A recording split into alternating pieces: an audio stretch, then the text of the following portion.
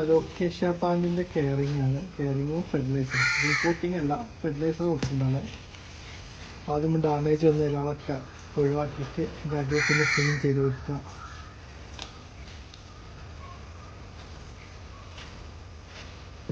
ഇത് നമ്മൾ നേരത്തെ തയ്യാറാക്കി വെച്ച പോട്ടിംഗ് മിക്സ് ആണ്. ചകിരിച്ചോറും മാർട്ടിൻ കാഷ്ടും കമ്പോസ്റ്റും കൂടി മിക്സ് ചെയ്താണ്. അത് അടിയിൽ നമ്മൾ ഇട്ട് കൊടുത്തിട്ട്